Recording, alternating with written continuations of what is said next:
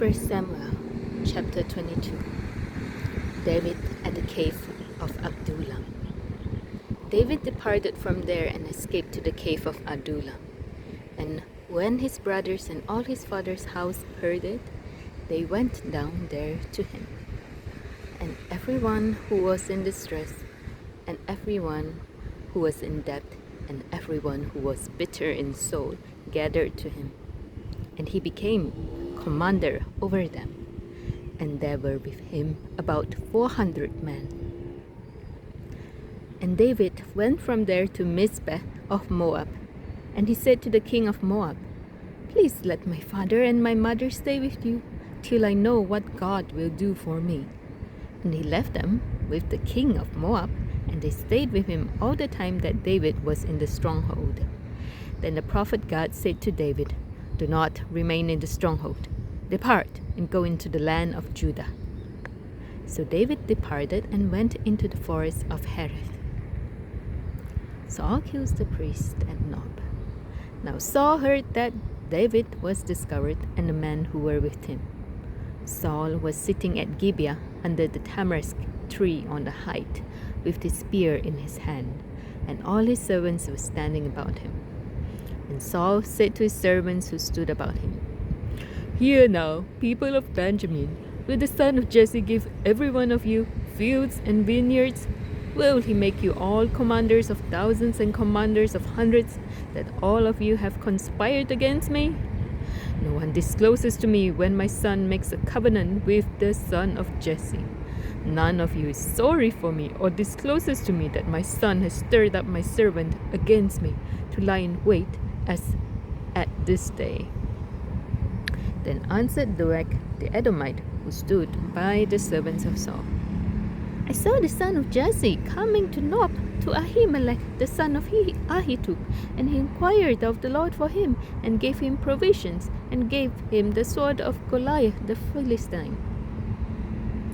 Then the king sent to summon Ahimelech the priest, the son of Ahitub, and all his father's house, the priests who were at Nob, and all of them came to the king.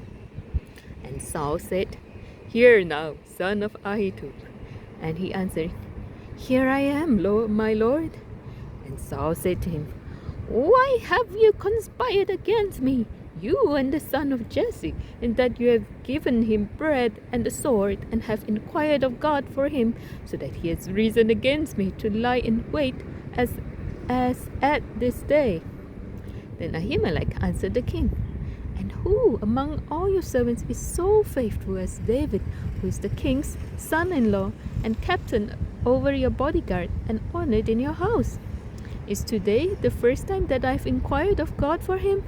No, let not the king impute anything to his servant or to all the house of my father, for your servant has known nothing of all this, much or little."